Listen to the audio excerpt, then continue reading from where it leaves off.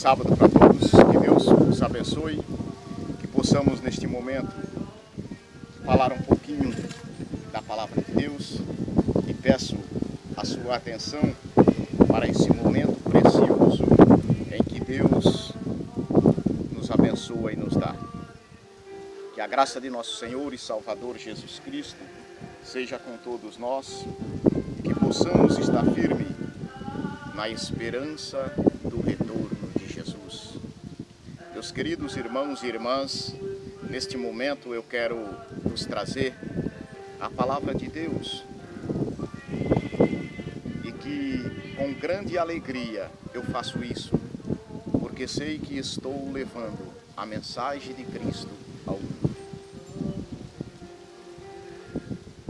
Quero passar para vocês aqui no livro de Apocalipse, capítulo 9, versículo 10 e 11. E gostaria de chamar a atenção para esta leitura, para que vocês saibam o que aconteceu no passado, no presente e vai acontecer no futuro.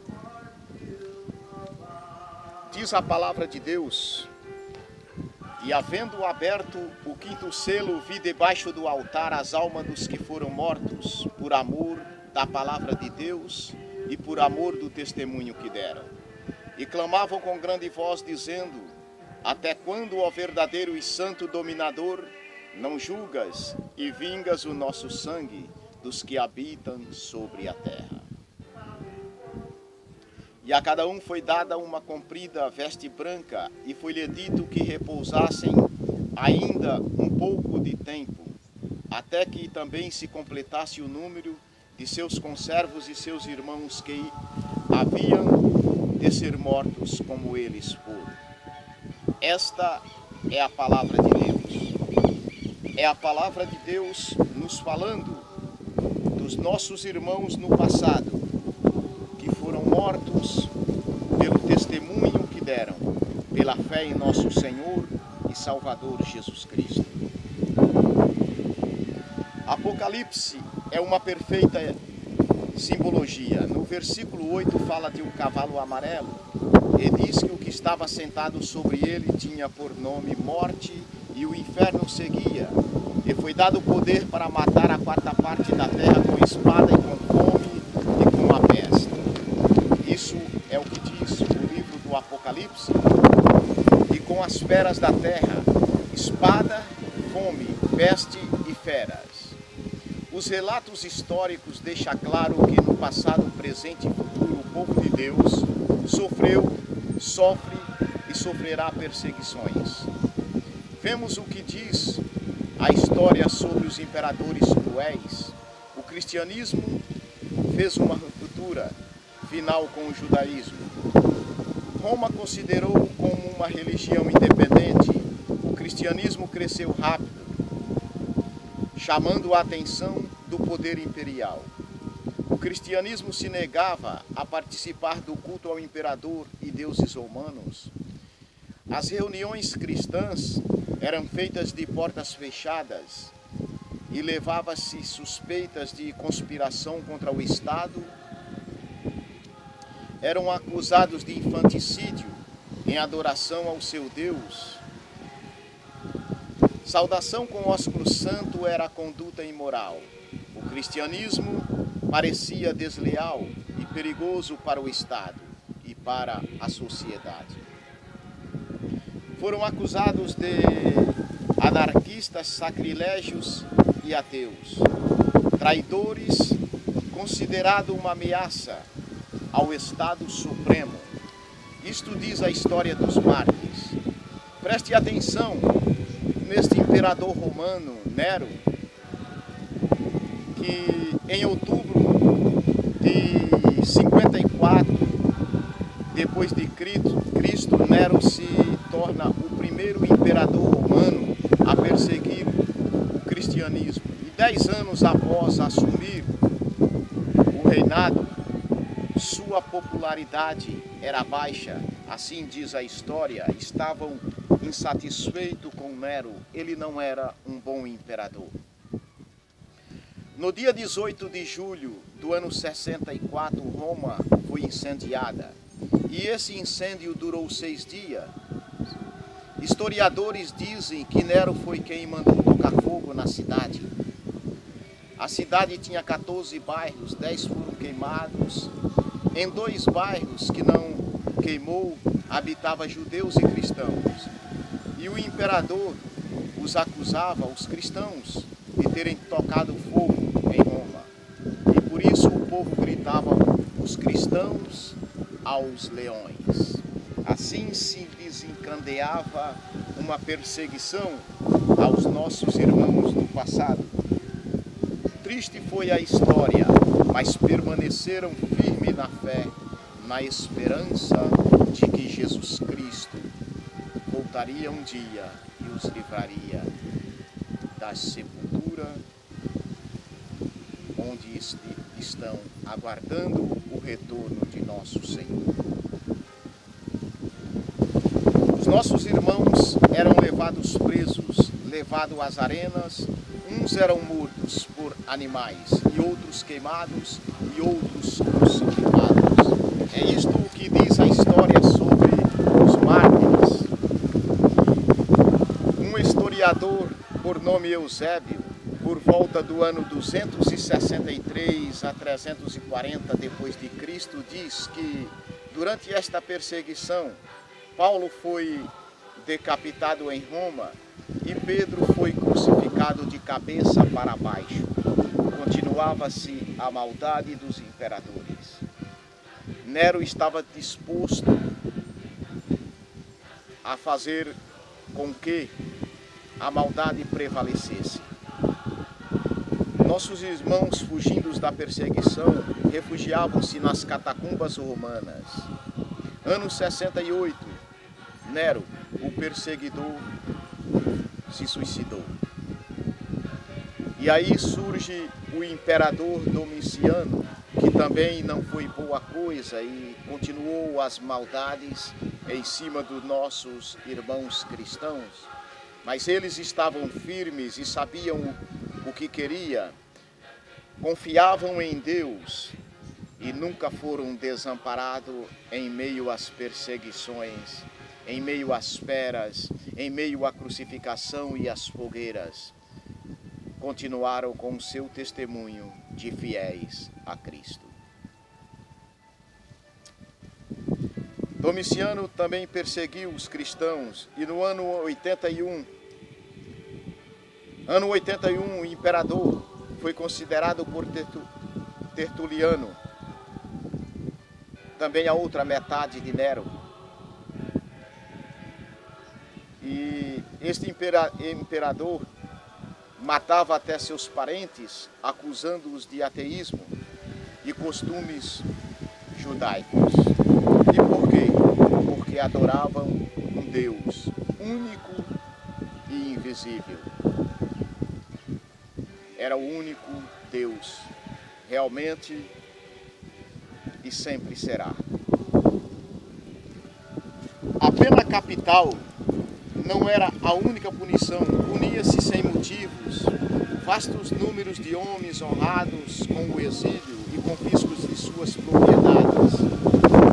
João, neste tempo, era vivo.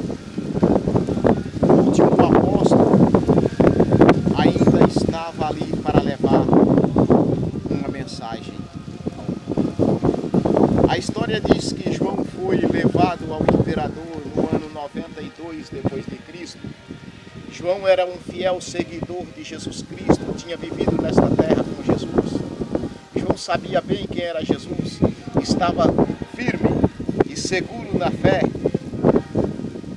O que vinha sobre ele não o abalava, mas ele sabia quem ele tinha conhecido e sabia que Jesus tinha ressuscitado e tinha subido ao céu. João foi levado e foi interrogado e não negou a Cristo e foi condenado a ser mergulhado numa caldeira fervendo, mas João não morreu. Então, ilha de Patmos, seu novo destino, escrevendo ali as revelações de Jesus Cristo, o Apocalipse. Domiciano foi assassinado e Nerva assumiu. E finalmente João estava livre da prisão, estava livre de Patmos para levar a mensagem de Deus ao mundo, aonde escreveu as cartas do Apocalipse, aonde escreveu o livro de Apocalipse. E aí, sétimo, Severo baixa um decreto que todos deveriam oferecer sacrifício aos deuses romanos e ao próprio imperador. Uma jovem senhora da nobreza chamada Perpétua e sua empregada Felicidade eram cristãs. Aos 20 anos, Perpétua estava condenada, mas Felicidade e mais 3 cristãos. O pai de Perpétua foi várias vezes a ela e queria convencer a abandonar a fé e sacrificar aos deuses. Mas ela, embora estando grávida, estava decidida, não só morreria por Cristo, mas seria um testemunho para o mundo de que vale a pena, mesmo que venha a morte, sofrer por nosso Senhor e morrer pelo nosso Cristo. O pai falou: o que será de seu filho? Mas isso não adiantou. E no dia 7 de março do ano 203, foi dado o veredito: Perpétua e Felicidade foi condenada às feras, às bestas do anfiteatro de Catargo. Entre elas estava também Revocato, Secúndulo e Saturninos, esses 3 cristãos que também foram condenados. Diz a história que Perpétua fez um pedido a Deus e Deus a atendeu. Foi atendida, deu à luz um dia antes da sua morte a uma criança. Uma amiga cristã adotou o filho.